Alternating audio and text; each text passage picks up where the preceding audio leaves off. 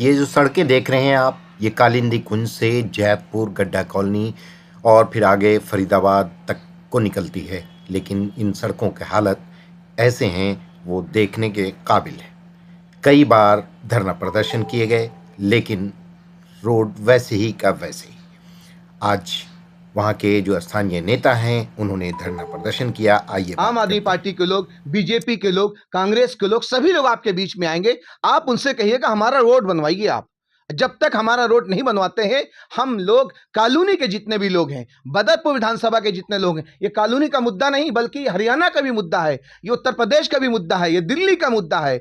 यहाँ के वो नौजवान जो बिहार से आता है, उत्तर प्रदेश से आता है, दिल्ली से, बहुत सारे स्टेट से आता है, अपने घर को चलाने के लिए आता है। वो 15,000, 20,000, 30,000 की एक नौकरी करता है, वो भी कभी एक्सीडेंट का शिकार हो जाता है। आखिर उसका जिम्मेदार कौन? तो इसीलिए मैं ये कहूंगा सभी नौजवान साथियों से, क्योंकि नौजवानों के अंदर जुनून होता है, नौजवानों के अंदर कुछ करने की क्षमता होती है, सोचने की एक क्षमता होती है, काम करने की क्षमता होती है। उन उन नेताओं से आप जरूर पूछिएगा कि आप जो नारियल फोड़े थे, वो नारियल का हिस्सा आपके पास है कि जनता के पास है? आपने जो शिलान्यास किया था, आखिर वो रोड हमारा कहां पर है? आम आदमी पार्टी ने वादे बहुत सारे किए थे, हमारे कॉलोनी में नए स्कूल बना कि नहीं बना, हमारे यहाँ पर कोई प्लेग्राउंड बना कि नहीं बना। आप सभी लोगों से अपील करता हूं, माताओं से, बहनों, खासतौर से बहनों से कहूंगा कि स्वर्गीय शीला दीक्षित जी की लाडली योजना कहां है, जो बहनों के शादियों के लिए पैसा दिया जाता था। उन सभी चीजों को आप याद करिएगा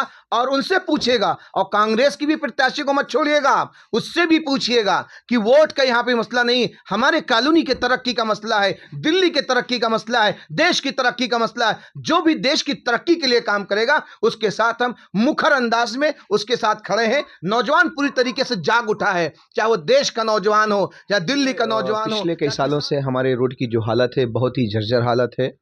और जब इस रोड पे कोई भी चलता होगा, हम हो या फिर कोई आम नागरिक हो या फिर कोई उत्तर प्रदेश या बिहार से जो पहली मर्तबा दिल्ली में आता है, तो उसको ये महसूस होता है, मेरे ख्याल से हम ये जो मैप है हमें किसी दूसरे डायरेक्शन पे ले जा रहा है, ये दिल्ली का एरिया नहीं है।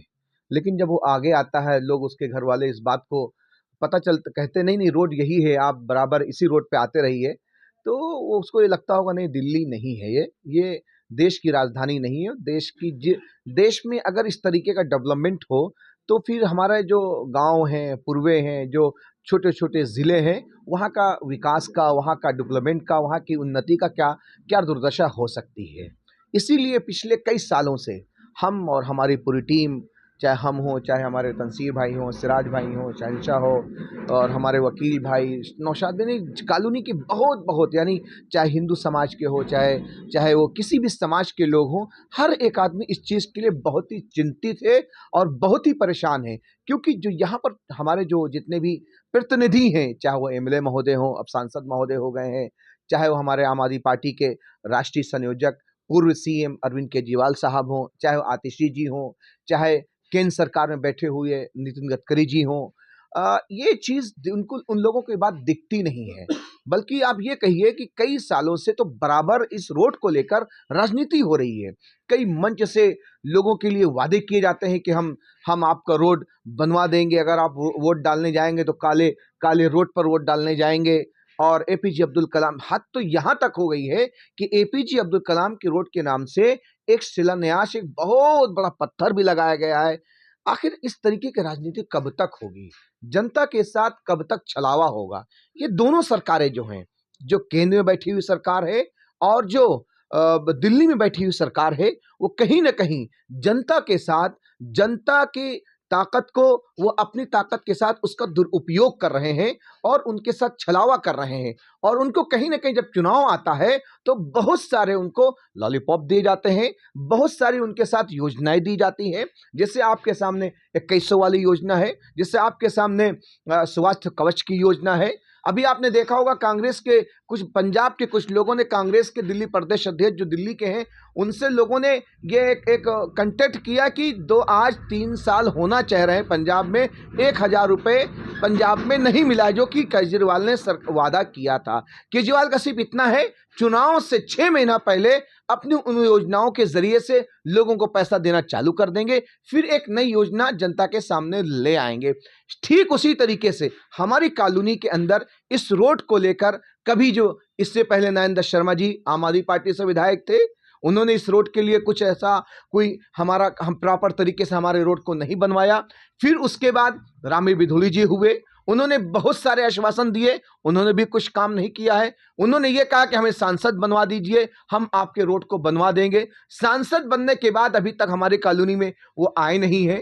और ख़ास तौर से आप ये बताइए, आपने जब जनता के कुछ लोग उनके पास जाते हैं, कोई जनता का प्रतिनिधि एमएलए महोदय से बात करता है जाकर, वो ये कहते हैं कि ये रोड एनजीटी नहीं बनने दे रहा है, वो ये कहते हैं कि हमें एलजी साहब नहीं बनने दे रहे हैं, वो ये कहते हैं कि इस रोड के अंदर उत्तर प्रदेश का कोई हिस्सा है। मैं ये कहता हूँ, क्या जिस वक्त आप जनता के पास वोट मांगने आते हैं, क्या जनता के पास सिर्फ और सिर्फ आप वादा करने आते हैं, या जनता के पास सिर्फ और सिर्फ अपने वादों के जरिए से उनको लुभाने आते हैं? या ये कह दीजिए कि हमारे अंदर ये क्षमता नहीं है, तो आप इस जनता के लिए इस तरीके से वादा क्यों कर रहे हैं?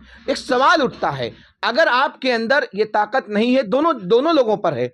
अरविंद केजरीवाल साहब कहते हैं हमें एलजीजी नहीं बनने देते हैं, हमें एनजीटी नहीं बनने देती है, केंद्र सरकार हमारा सहयोग नहीं कर रही है। भाई, जिस वक्त आप सत्ता में आए थे, आपको पता होना चाहिए, दिल्ली प्रदेश यूनियन टेरिटरी आता है, आपके हाथ में कितनी पावर होगी। आप उसी तरीके से जनता को, आप लोगों को बताइए कि जनता को आप कितनी चीजें दे सकते हैं। आप उनका मैनिफेस्टो देखिए। हम एग्जाम्पल के जरिए से अपनी बात को फिर वापस लाएंगे। एग्जाम्पल ये है, केजरीवाल का मैनिफेस्टो आप देखिए। उन्होंने 2014 में जो चुनाव हुआ था, उन्होंने कहा था हम दिल्ली में 5 यूनिवर्सिटी बनाएंगे। क्या उस यूनिवर्सिटी के नाम पे कोई पत्थर, क्या कोई शिलान्यास या कोई नारियल फोड़ा गया? उन्होंने कहा था कि हम 500 स्कूल नए स्कूल बनाएंगे। क्या उन 500 स्कूल में से कोई नया स्कूल क्या उन्होंने बनाया? उन्होंने कहा था कि हम लंदन पेरिस बना देंगे दिल्ली को।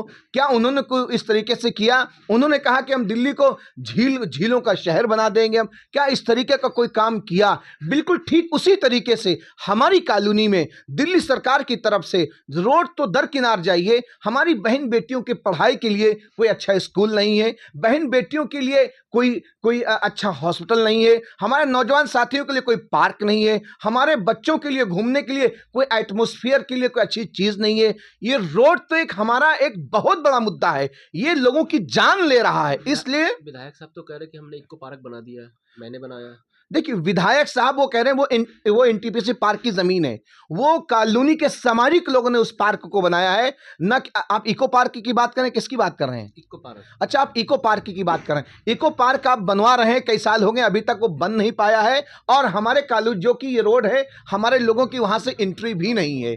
इस तरीके से देखा जाए, कहीं ना कहीं वो हमें एक बहुत बड़ा सपना देते हैं, उन सपनों के बीच में हमारी कॉलोनी का विकास रुकता है। अगर देखिए, अगर दिल्ली में स्वर्गीय शीला दीक्षित जी की सरकार होती तो हमारे बदरपुर विधानसभा के अंदर, बल्कि आप यूं कहिए मीठापुर के अंदर, बल्कि यूं कहिए जैतपुर पार्ट 2 के अंदर मेट्रो आती, लोग मेट्रो से सफर करते। खैर, वो दूसरा मुद्दा हो गया। अभी हमारा मुद्दा है, जो अभी हम एक धरना प्रदर्शन किया था, हमने ये राजनीति से हटकर हमने किया था। ये जनता की पुकार है, ये जनता की मांग है, लोगों की मांग है, उन नन्हे नन्हे बच्चों की मांग है जो डेली ठंडी ठुठरती हुई ठंडक में अपने घर से निकलते हैं और ई रिक्शा के जरिए से जाते हैं, वो ई रिक्शा पलट जाता है। उन बच्चों का क्या कसूर? किसी का हाथ टूटता है, किसी का दांत टूटता है, किसी का सर में चोट लगती है। वो मासूम बच्चे, वो देश का भविष्य है, देश का नाम रोशन करेंगे। वो टाइम पे स्कूल नहीं पहुंच पाते हैं, फिर वो वापस आते हैं, कोई उनको एम्स ले जाता है,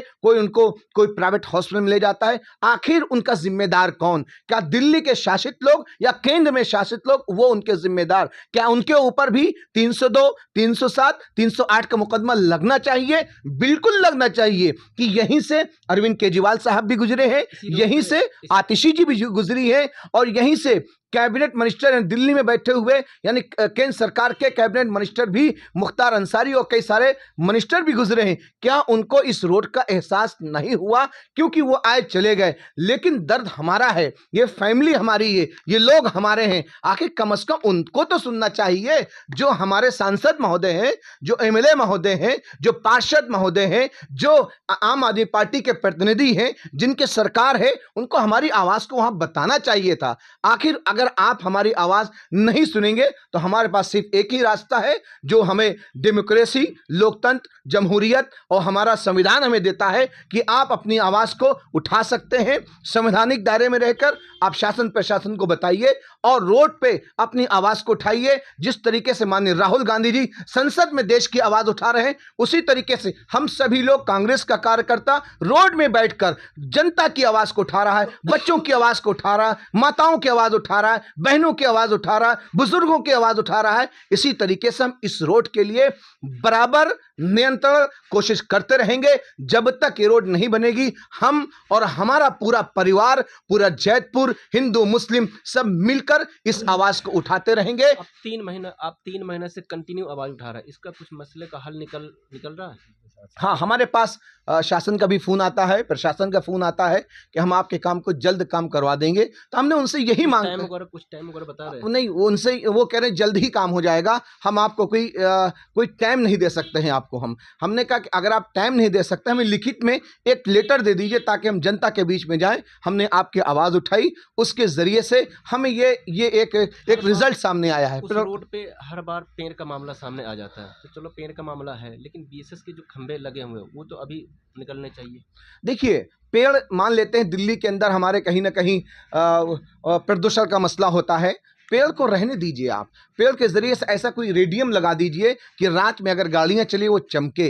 लेकिन कम से कम जो इतने गड्ढे हैं, अगर बाइक वाले गाड़ी लेकर जाते हैं, अगर पीछे उनके साथ बच्चा बैठा हुआ है, वो बच्चा बैठा हुआ नहीं बल्कि जमीन पे मिलेगा। अगर कोई हमारी माँ, हमारी बहन प्रेग्नेंट हालत में वहां जाती है, हो सकता है कि वो हॉस्पिटल भी ना पहुंच पाए। उसमें हमारी भी बहन हो सकती है, हमारे दूसरे भाई की बहन हो सकती है। 2 केस आए हैं इस तरीके नहीं, के? 1-2 केस नहीं, मेरे पास तो उन केस की पूरी लिस्ट है।